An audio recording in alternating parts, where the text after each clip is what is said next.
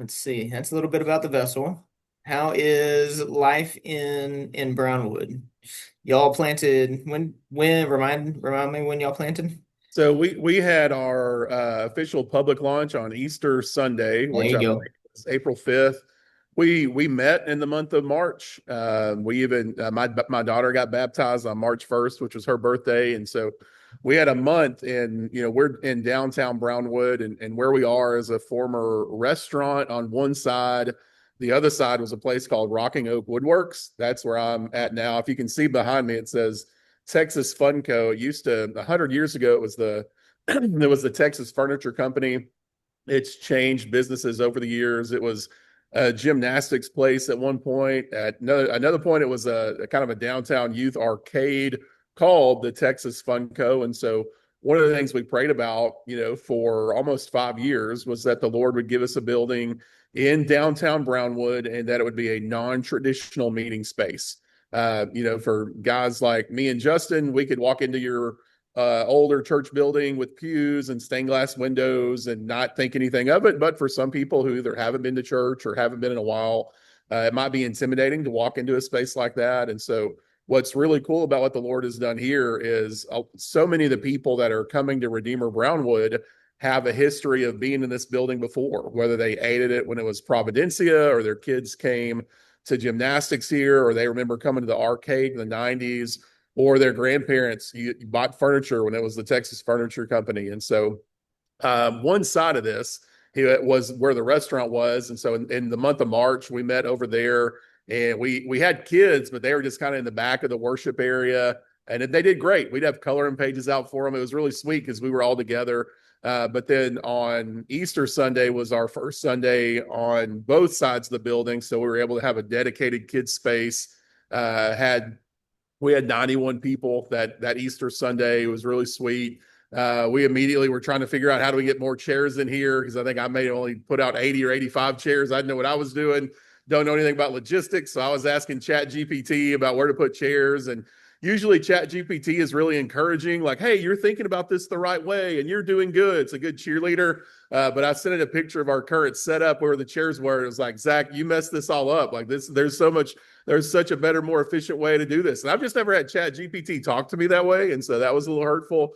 But I took its ideas. We got some more chairs out. And so Easter was great. We got through April and May.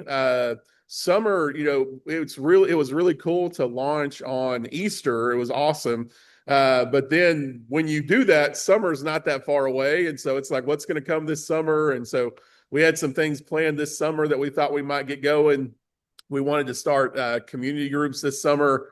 And then with people's schedules and people just kind of being gone, you go, you know what? Maybe we kind of wait till the fall to get this going. And so we're looking at September 9th as our official date to maybe start community groups. But what's been really cool is, we over the last year, we met as a core team just in my in-laws house up the road in Bangs. And those Sunday nights looked like having a meal together, Bible study, pray. And it was pretty simple. And those groups were usually 12 or 14 people. And so when the church officially launched, I thought, man, if we can keep those same 12 or 14 people and the Lord brings 5 or 6 other people, man, this will be a great year. But he's just done immeasurably more than we could have asked or imagined. We prayed to the Lord to bring people that weren't plugged into churches or who had never been to church before, or maybe people disconnected, disenchanted with the church, maybe hurt by a church they hadn't been in years or a couple of decades. And Justin, that's just like exactly who the Lord is bringing. And so every Sunday we're meeting new people or new families, and we ask them how they got connected, and they'll say maybe they saw something on Facebook or a friend invited them. And that's been one of the neatest things is like it's kind of like they send people to like spy on the church, like to scout it out. It's like a family member will send one person in, and then the next week they come back with their friends or their family, and it's just kind of multiplied from there. But we've just seen the Lord do some really great work in bringing people into the life of the church that have nothing to do with me or my wife, Kimbra, or any connections from the core team. This is just like you see Jesus building his church and he's drawing people into the life of it. And it's been really encouraging.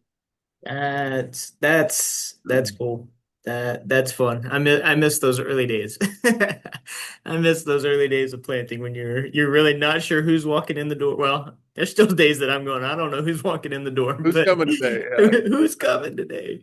But that's fun. And September 9th. September 9th is that's our official launch day.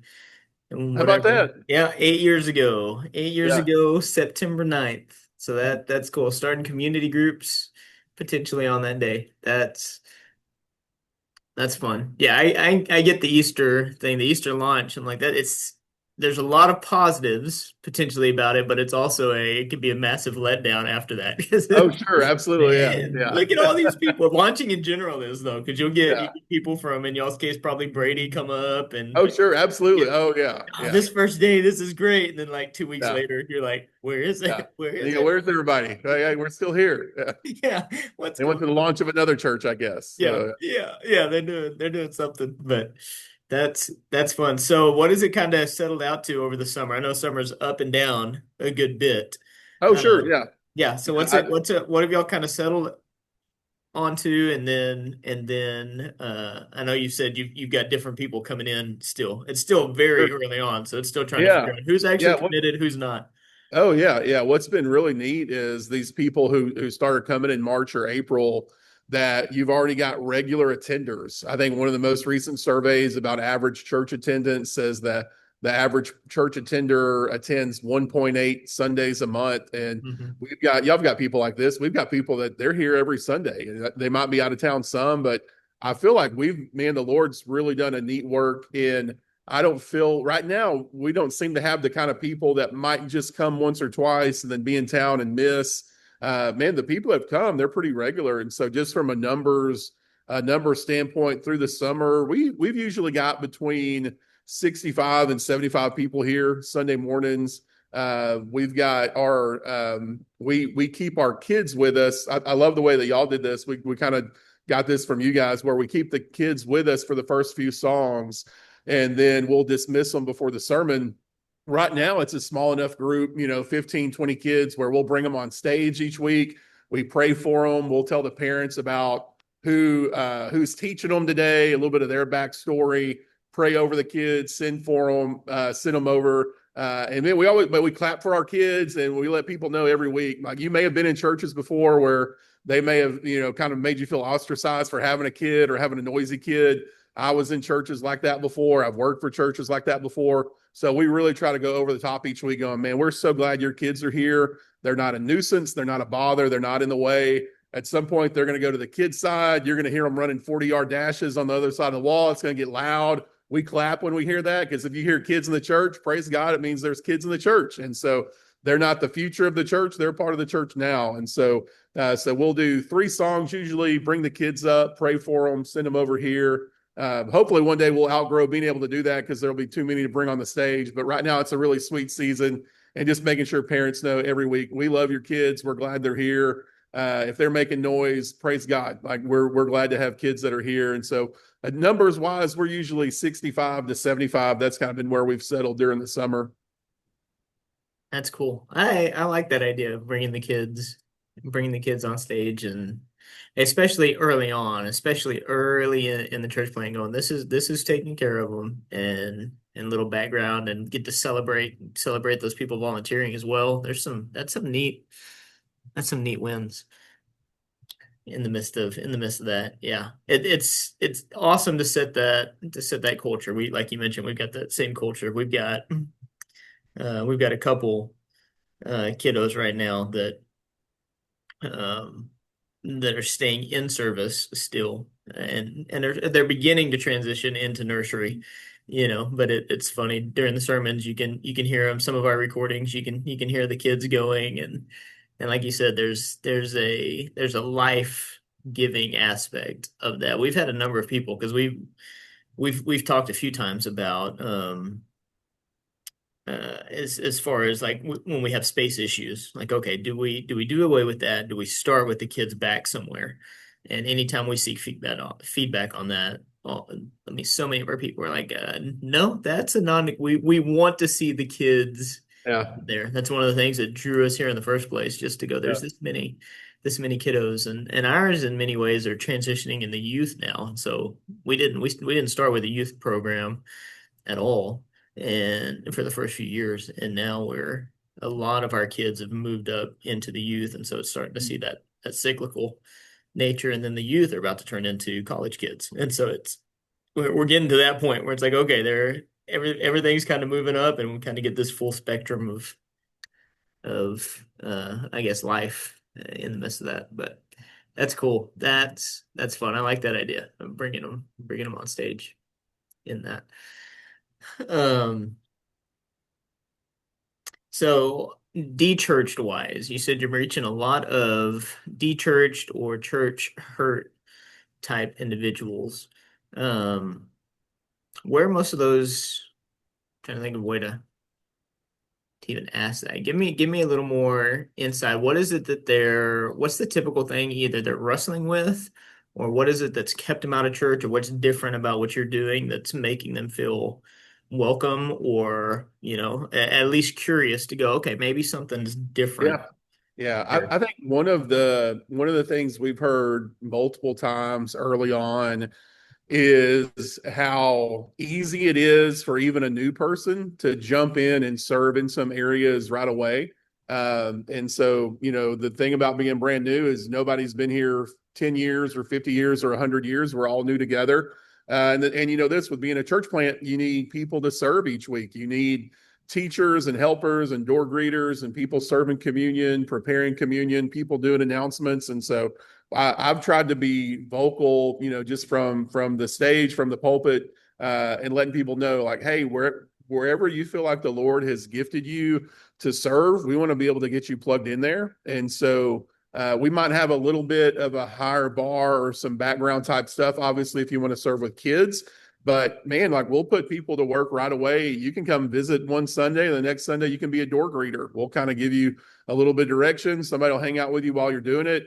We need people to make coffee each week. Like, hey, man, if you have a love for coffee, like I don't, we need somebody to make the coffee, because if it's me, it's not going to taste good. I don't know what good coffee is. I probably know what bad coffee is, but I don't know how to make good coffee. Like, hey, we'll come make coffee for us. If you want to start, you and your wife, you and a spouse, you and a friend want to serve communion, we'll kind of let you know how we do that. And so each week, I think I counted up a couple weeks ago, we have like 17 or 19 different positions somebody can serve on a Sunday, from, again, door greeter, hospitality, show up and make coffee, kids, teachers, do the announcements, whatever it might be. And so that takes a lot of people. Again, our core team was maybe 14 people. So even with just us, there's not enough to do that. Sound and slides. We have two people back in the sound booth each week, and we've gotten lots of people with a passion, for doing tech stuff, putting together a pro presenter, things like that. And what the feedback we've gotten is, man, other churches we've been at, it seemed like those things were already closed off, that they weren't really taking new people to serve in those areas. And so I think what I've sensed is some frustration in their experiences, where they maybe have been to other churches, haven't really had an avenue to serve, weren't welcome to serve. Some of those things maybe seem closed. And then here, it's all hands on deck. And you can, you don't have to be a member for 6 months before we let you hold the door and tell people, welcome to church, we're glad you're here. So that would be one. Another one we've gotten a lot of is, yeah, we've got some people that, haven't been to church. One guy, I think in 20, 25 years, another guy who had never been. And these guys have been friends for like 50 years. And one of these guys, started coming because his daughter was here.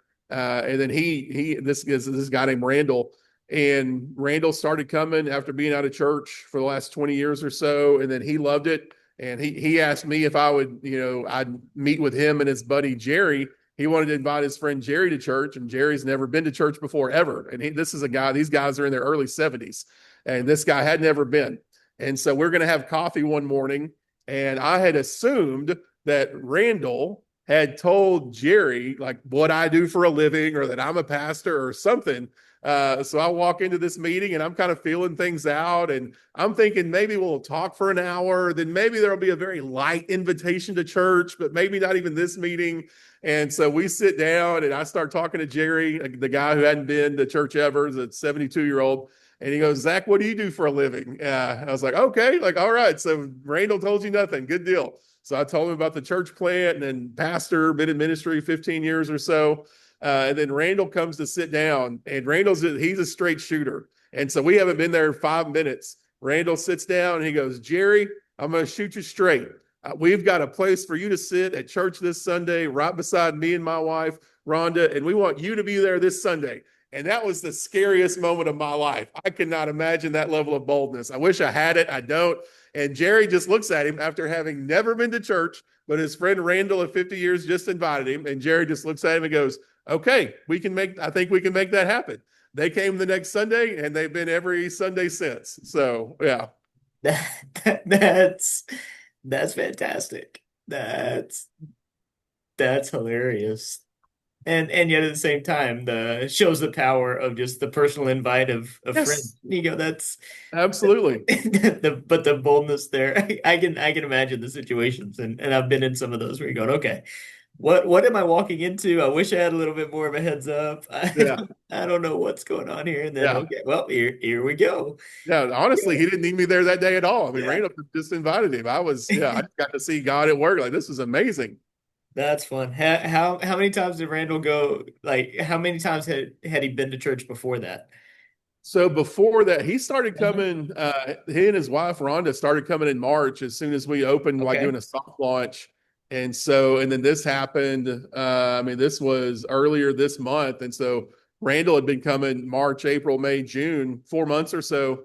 And then yeah, we had coffee with Jerry that day, and now Jerry and his wife have been, I think, every Sunday since then. So That's awesome. That's him just going, man, all right, I'm bought into this thing. I've tried yeah, it out for long enough. Now I feel confident and obviously feels confident to go, come on, yeah. join me.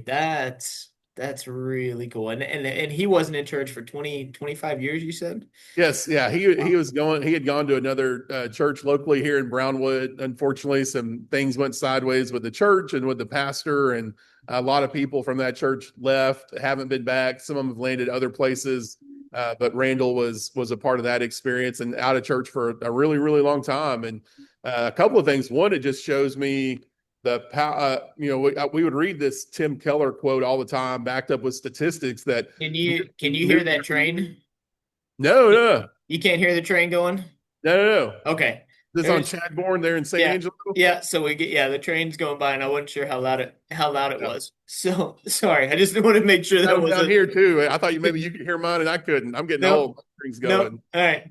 Sorry. That's So good. That's good. go back to Yeah. where you were. There was Oh, sure. the Yeah. I was just, one of the things is we went through the church planting residency with the Redeemer Network. I remember, reading a book or two by Tim Keller, and he's got all these statistics about church planting.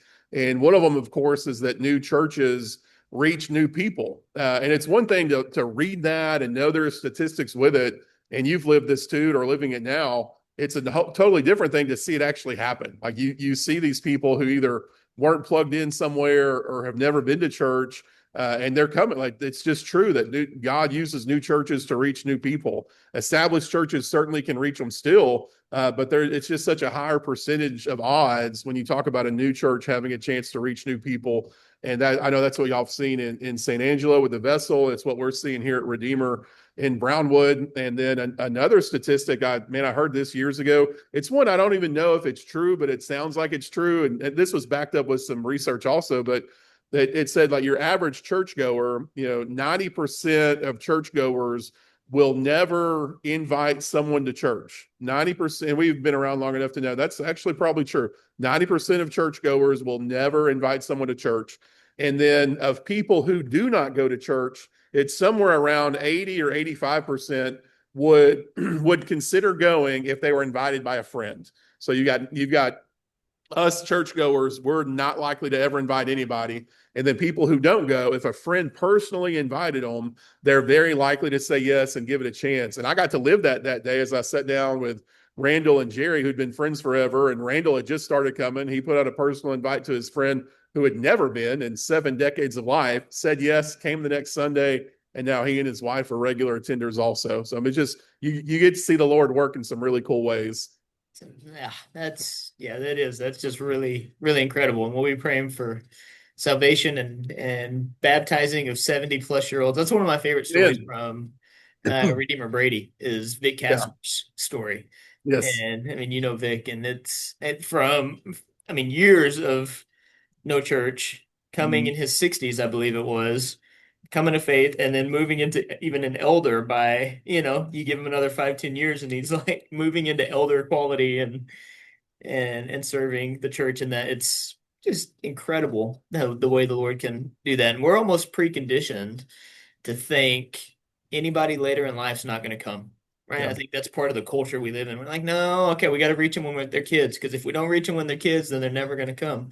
And there's a large percentage. I mean, there's percentage and stats that kind of go with that, but a large part of it is we just don't reach our friends. Yeah. We just don't reach our neighbors. Ryan and I this last week we were looking back over. I think it was last Monday. We were got an old pastor friend that used to tell me never make decisions on Mondays. Right. Mm. And it's like, okay, that's probably smart. I don't know why we have our elder meetings on Mondays. But but Ryan and I were talking and we were kind of just slightly frustrated over something. I can't even remember what it was. But it was okay. Is anybody grasping our vision? Do we need to revamp anything? Those kind of questions. And somewhere along the line, we ended up looking at our visitors who's been visiting the church this summer. And so as I was looking at that, because I think a couple weeks ago I had made, forget where I put it, but a church announcement or something to our partners or something that said, guys, we've had this many people visit this Mhm. month, which is really, really cool for being a summer, kind of thing. So I started looking at those, and over that span, I think there was maybe 10 to 12 adult visitors over that month of June, I think, or since Memorial Day, something in there, 10 or 12. But then what was really cool is I started looking at who their connections are because I'll take little notes on that. I'm like, okay, this person's first time. What's the connection to help me remember who they are and all those kind of things. Of those 12, it was 10 to 12 different family units. 10 to 12 different family units. Of those 10 to 12, I think 10 of them, 9 to 10 of them were invited by somebody different. Wow. And only one of those was a staff invite. Mhm. Right. And so it was like, hold up a minute. There were eight different families that invited, or individuals that invited somebody to church from either work or school or personal relationships, family, right? Different things. And this doesn't count just guests. It's not moms visiting in town. It's it's Right. just it. No, it was like, this is my coworker, or this is my friend, or this is so and so, that and then we went from, okay, we're frustrated, to hold up, something's working. Wait, Yeah. people are inviting people from their everyday relationships. We talk a lot about the everyday relationships, and so we were like, okay, we're now excited to go into this elders meeting and get to talk about some of those kind of things. But it is exactly what you're talking about on that, the idea of the church plant, and we're moving into some of those next stages of those statistics that you mentioned from Keller. He's got it broken down for that first 5 years, and then he'll go 5 to 10, and I believe it's either 10 or 15 and up, and the staggering difference in the number of baptisms per 100 people. And it's like, man, all right, that's why we want to plant churches. But if we can get that culture set early, um, then hopefully that transitions and continues to reach people long term. But yeah, those are fun stories to hear. What's another one of your fun stories? Anything kind of stand out in the back of your mind over the last 6 months or so that y'all been running?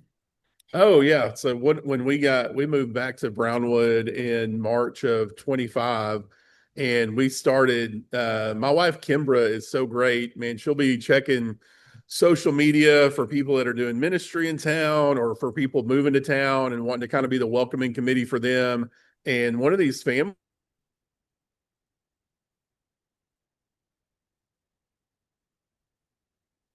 start kind of popping up on Facebook. It would say 1201 Ministries. And they would go into parks, around Brownwood, or they'd go to other parts of the state and essentially set up like a 1 day vacation Bible school. It's called Tidal Wave Kids. It's a whole production. They got a set, a stage, the whole thing. It's about they'd be out there for 90 minutes, 2 hours. and it's worship and it's a gospel centered message. And we just love the work that they were doing. And so Kimbra, the couple is Craig and Amanda Maxwell. And so Kimbra just reached out to Amanda through Facebook, and we had dinner with them, last summer, and they didn't really have a home church at the time, and so we just kind of stayed in touch with them, and then they showed up for our very first Sunday in March when we were doing kind of our soft launch, and so we've gotten to be good friends with them. And then we told them, hey, this summer, if y'all would like to, man, I visited with Peyton Behrens, pastor at Redeemer Church in Brady, where we both did our church planting residencies. I said, hey, they've got kind of what I would call a parachurch ministry. What can we do to partner with them? What would your advice or your wisdom be? And he said, man, just let them know the building's available for them, that y'all will support them, partner with them however you want. Because with us being so young, we didn't have an established kids ministry, certainly didn't have an established youth ministry with being, so new. And so we told Craig and Amanda, like, hey, if y'all ever want to have any events, for your ministry, you can have them up at the building. We'll support y'all however we can. And so as we got to summer, with I'm one, it's Texas, summer is hot.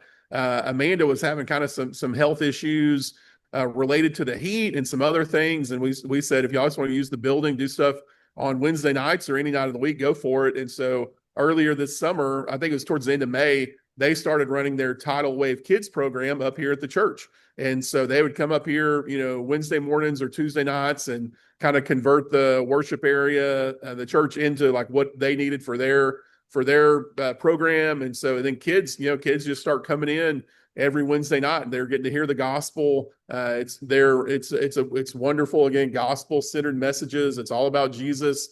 It's Christ centered worship. And so parents are invited to stay if they want to. A lot of parents stay. And so we've gotten to meet a lot of people that way, but they also, so they had that kids program. They also kind of started a parachurch youth ministry out of their house, where in their home every Thursday night they would have 35 or 45 kids in their home. And so we told them, if you want to use the building, if you're kind of outgrowing your house, you can go for it. So their youth group, they call it Floodline Teens, they started meeting at Redeemer on Thursday nights, and they'd have a meal for them, again, worship, Bible study, kind of small group discussion, things like that. And so what's been really neat is to see the Lord using the building, not just Sunday mornings, but we prayed for it to be community facing during the week, to be able to have ministry during the week. And so we've got stuff for kids on Wednesday nights, stuff for youth on Thursday nights. And that's been really cool to see, because that's a partnership, a friendship we didn't have. That's something the Lord did, bringing them in. And on top of that, I would say another cool story is, we've prayed for years just what the Lord might do with worship and music or a band. And then honestly, I wasn't dreaming too big in that area. I thought, if we get one punk kid from Howard Payne that's 22 years old and kind of knows how to play a guitar, I'll feel like we've made it. Well, the Lord laughed at that tiny dream, and he has just blown us away.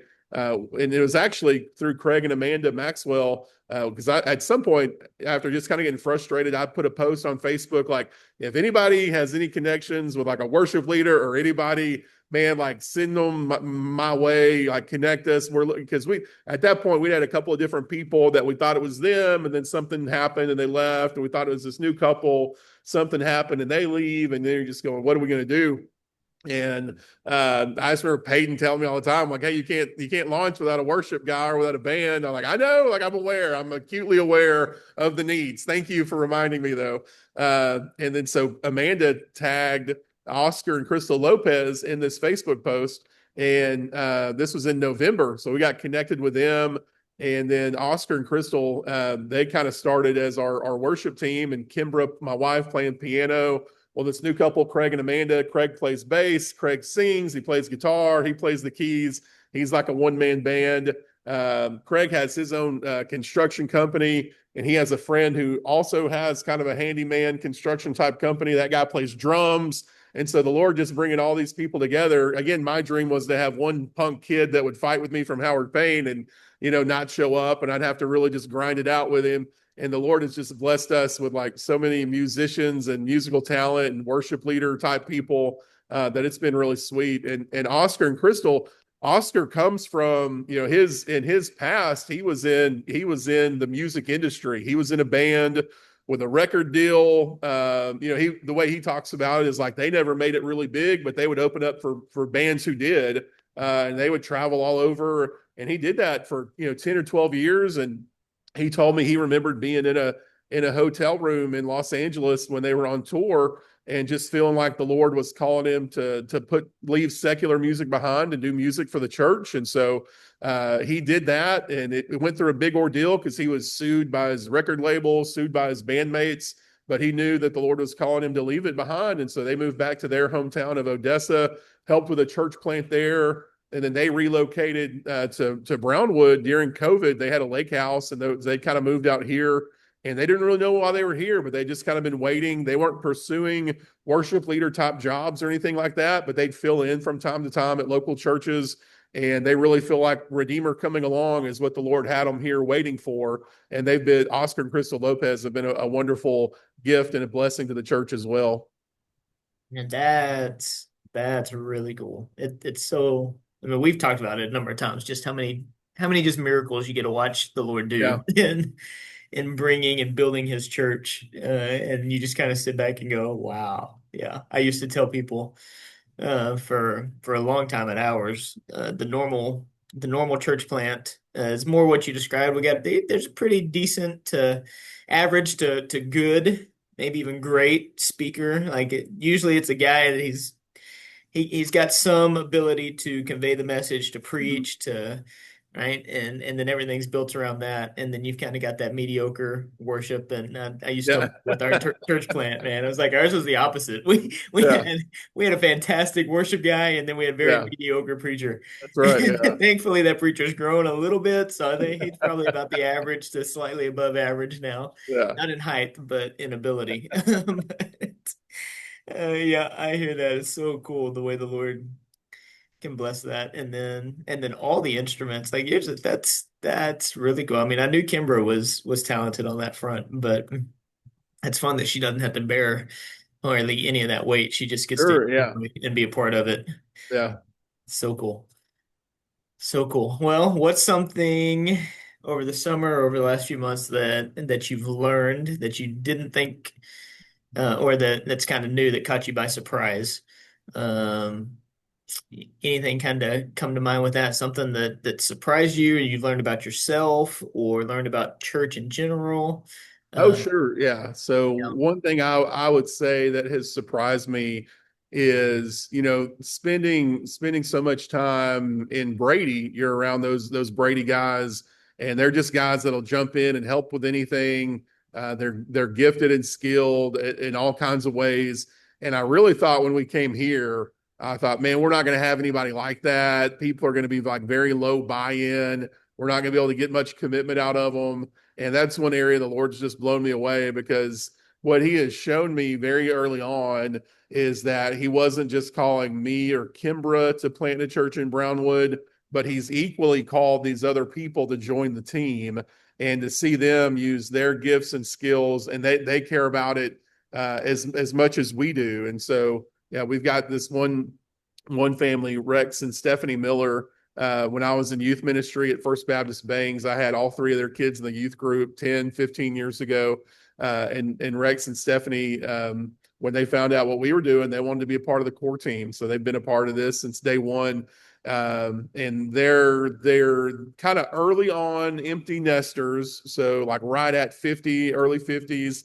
And they've just got a lot of kind of time and resources, but they just love being up at the church, and Rex can kind of do anything. And so, when we moved into the building, there were a lot of things that kind of needed to be done. And I would just drive by random days and I'd see Rex up. I gave him a key because I was like, here you go, man, whatever you see needs to be done, go for it. And I'd come up here and they're rearranging stuff and cleaning things and doing stuff and taking on building projects. And, where we are, we've got a wall between this kid's side where I am and the sanctuary. There wasn't a door. And it was actually Randall. Randall is Stephanie's dad, the guy I talked about a little bit earlier, who was out of church for about 20 years. Well, Randall was somewhere one day and he bought a door for the church, and I came up here and Rex had put it in. And so just to see them doing all the stuff at the building. And we had lots, we needed to paint a lot outside to get ready to put our, on the we're downtown. There's a big blank wall previously said Providencia, and we needed somebody to paint over it to prepare for the lady that was going to come and put Redeemer Church Sundays 10:30. And so Rex and Stephanie got the paint. They painted all of it. When the lady was coming to paint, he came up here and put together a big scaffold that she could climb on, so she wasn't having to just use a ladder and move it every 3 feet. And so I think seeing the level of buy-in and commitment from people who've only been around a little bit of time, haven't been around very long, but they care just as much, maybe in some cases more than we do about things. And they're willing to give their time, their money, their resources, their talent to serve at the church and to see things get done. I think that's one thing that's been really surprising. And then I think something I've learned about myself is that because I was told by anybody that's planted a church, whoever you plant with, you're going to have people leave. People are going to leave early on. Everybody's got a different church planted in their mind. And so when that comes to when whatever the Lord does comes to fruition and it doesn't match what they thought, then maybe they get upset and leave. And so I knew that was coming. And so we've had a couple of families leave over a couple of different reasons, like our kids ministry not being as developed or having more classes, needing, hey, my 4-year-old son needs to be in a class with only maybe 4 or 5-year-olds, and you don't offer that yet. And then, so what I've learned about myself is even if I think I do a pretty good job communicating, I can look back and go, man, I really should have prepared our people for all of the ways things, we should have had more honest conversations about what are your hopes, what are your expectations, because honestly, early on, man, none of us are going to get everything we want. Our preferences are not going to be met, me included. And so we've got to make sure that our unity is in Jesus, that we're unified around the gospel, and whatever it takes shape to look like, we're prepared for that. And so I think that was a 100% leadership failure on my part to not more openly communicate what may be coming our way. Though I didn't know it was coming our way, but I can look back and go, you know what, I could have mitigated some of this, or I could have prepared people for how the church may look. And we've got to make sure we're not clinging to our preferences, but we're open to whatever the Lord wants to do. And so I think what I'm learning about myself is while I believe the Lord has gifted me to love people, and that seems to come more natural, to be more pastoral and caring and loving. Loving people is a very, very, not very small. It's only one part of leadership. And so what I'm learning is that I can't just love people well, hope that they like me and are happy and stick around, but there's some real leadership that has to be done on my part, which may upset people at times. They may disagree. That's okay. But I can lead them in a loving way. And leading is so much more. It's like with our families. Loving our families should be kind of the bare minimum. I love my wife and my kids, but to lead them well may be something entirely different altogether. And that's what the Lord's kind of revealing in my own heart, that I've got some areas in leadership where I certainly need to grow. And that's good. I love the depth of and the introspection on that. One of the things, it just reminds me of your assessment whenever we got to do that. That was kind of one of the challenges. Let's grow in some of the introspection. Let's grow in some of the whys behind Yeah, the actions. And so it's really encouraging for me to hear you already being able to articulate some of those things. This is good, this is a miss.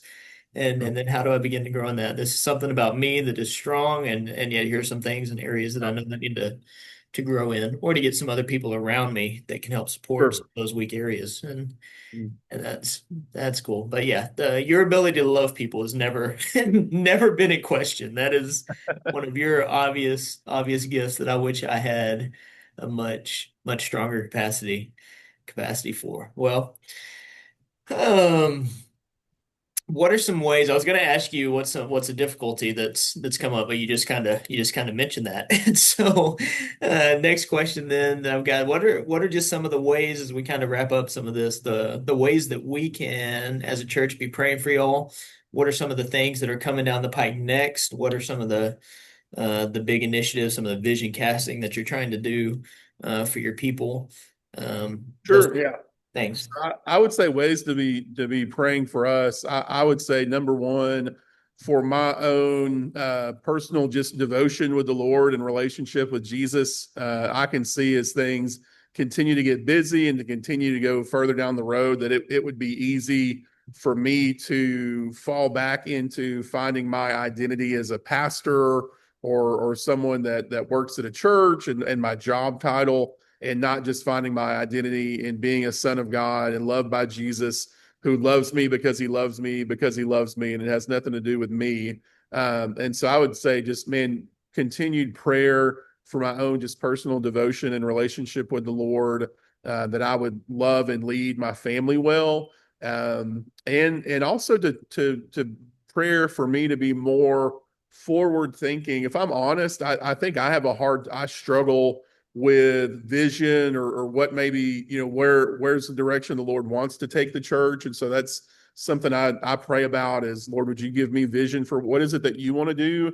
And then what is it that you want to do in my own life? And would you lead me that way? And so we've some things coming down the pipe for us. We're doing kind of a back to school event where we are having the church donate school supplies, and then we're going to bring kids in from the community. We got this. We're kind of doing a spin on the way. So Redeemer Brady has this, what they call the Redeemer gift shop at Christmas, where church members buy Christmas presents that are $25, $30, whatever they may cost. Then you bring in community members and they can buy presents for like $3 a gift or something like that, trying to be able to give your kids good Christmas presents, for low price. And so anyway, we wanted to take that and apply it maybe to back to school, where we're going to buy backpacks and fill them up with school supplies. We've gone to each school in the community, gotten their school supply list. And so right now we're in the process of collecting school supplies from the church. We're going to fill up these backpacks and then be able to bring kids in from the community that might have a hard time getting school supplies, or that might be an issue. They can come take one of our backpacks that are filled with the school supplies they need from their school, and to be ready for school. So that's something we just need, we need prayer for just the Lord's provision in that. We're trying to, where I am weak, but the rest of the church is strong. They like to take big swings on things and try things. And I can be the guy right away that goes, well, I don't know how we would do that. And this probably wouldn't happen. And we don't want to embarrass ourselves, or what about this? And I'm thinking through all the ways that could go wrong. Thankfully, I don't think there's anybody else in the church like that. I'm like all brake and they're like all gas pedal. So it's good. I wish there was maybe one other brake person that could support me some, but it's good to have them challenge that. And they believe like, hey, the Lord's going to do it. And so we've got that coming down. We're having our first women's ministry events. For us, it's this Sunday. I think it's August 2nd. So when people see this, it may be in the past or maybe coming up. But yeah, prayer for the women's ministry. They've got some ladies, Kimbra included, that have been getting together, trying to just be in prayer about the women of the church and serving them, and putting together events where they can connect. We're still very much in the early stages of people just trying to build friendships with each other. So we want to kind of get that community and friendship wheel turning. And I'm trying to do the same thing with men's ministry going forward. So just prayer for, we're trying to create more opportunities for men and women of the church to gather in small groups around the Word of God weekly. And so if you want to call those fight clubs or discipleship groups, D groups, what we're trying to organize now is men and women getting together around the Word of God weekly with 3 or 4 other people, but an emphasis on being around the Word of God. So connecting with each other, but then also, man, the way that we're sanctified is by the Word of God. The Word is the truth. We're sanctified by the truth. And so getting people in groups around that. Those are a few things that are kind of coming down the pipe for us, and how y'all can be praying for us. Awesome. Awesome. You also mentioned that y'all got GCs. You're going to call them GCs. Yes, I think community groups. Yeah, Okay. CGs. We'll call CGs. community groups are going to be Okay. launching September 9th, and so I'll be spending most of the month of August training a few leaders who will be hosting these groups or leading these groups, maybe in their home or someone else's home, but just trying to kind of go through small group dynamics, what it looks like to facilitate a discussion versus teaching. And so we're really trying to press into our leaders who might be afraid, like I don't know the Bible well, or I can't teach. Like, well, there's not as much teaching here because this will be based on the sermon. So it's really leading a group through these kind of sermon-based discussion questions, facilitating discussion, how to reel people in that chase the rabbit trail and go way out without making them feel too bad. Like, hey, I can see where you might think that. let's get back to the text and what does the word say? And so how to handle things like that. I'll be kind of training some leaders through the month of August. And then in September, we'll be launching those community groups on September 9th. Awesome. How many do you think you're going to launch to start? How many I think leaders do you have? I think to start we'll have three. I think to start we'll have three. We may do a fourth where I may lead one, maybe at our house or somewhere else on a Wednesday night, and then maybe I might early maybe this semester I might lead a second one a different night of the week. That wouldn't be my plan long term to lead two of those, but maybe in this first semester I lead two on two different nights of the week and then hand that off maybe in January to somebody else. But just to have an opportunity, to have maybe more homes. I think right now we've got maybe more homes willing to host than we do leaders that might be prepared to lead. And so just prayer to raise God for God to raise up more leaders. I'm certainly not trying to carry that full burden, but recognize in the early days I might lead a couple of these this first semester. Awesome. Yep.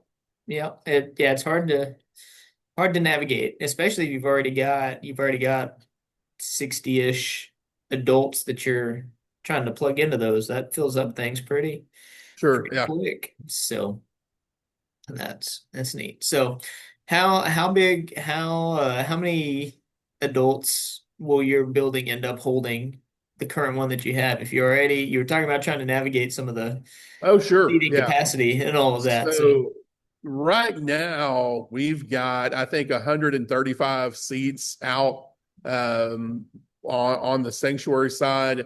Long term, man, if it's the Lord's will, if this thing grows and He has it, for us in the future, we could pretty easily knock down the wall that separates the worship side from the kids side, and you could expand over here. And then upstairs, there's about 5,000 square feet undeveloped upstairs.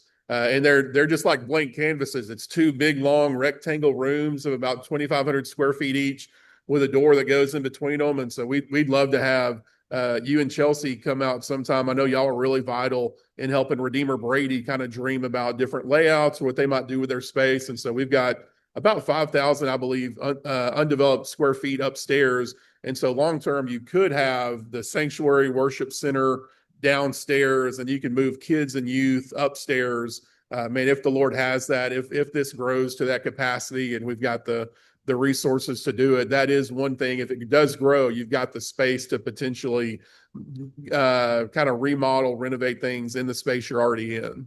that's really cool. You can fit one, you got 135 on that one side, and so you could potentially get 200 plus chairs if you do that, and then double the space above you for all the kids. That's cool. I didn't realize there was that much space because I was already going, okay, what's the next Yeah. step Yeah. for What do you do for next? y'all? Yeah. Because I've seen some of the pictures, I've seen some like, Yeah. okay, Yeah. what It's pretty easy to outgrow. It's not, that's yeah. pretty easy So, to outgrow. How much do you put into this space? yeah. And y'all's is it's leased, is that right? Yes. Or is it leased Yeah, to yeah, own yeah, yeah. or We've got a great deal. It's actually a couple of guys. One of the guys was at Redeemer Midland when I was there for a short time. We prayed about a building downtown. When we got here, we found out this guy owned this building that this restaurant and other business was in, and it looked like the restaurant may be closing. That's how we got the building. But yeah, we rent this space, for $3,000 a month right now, which is incredibly generous. It's a gigantic space, and to be able to have it for that right now, they were really excited that a church was moving in, really excited to partner with a church plant, and gave us a great deal on renting this. They've said before that if we ever had any interest in buying it, these are a couple of kind of oil and gas guys, and I don't think they want to have a building long term in Brownwood. And so if we're able to ever, potentially buy it from them, I think it'd be a blessing to us. I think it'd be a blessing to them to be able to take it off their hands. But right now we're just kind of we lease it from them right now. It's been a great deal. that's cool. And it's right in downtown, like you were saying, the potential to Yeah. grow. That's really cool. You mentioned resources a couple times. How are y'all doing on that front?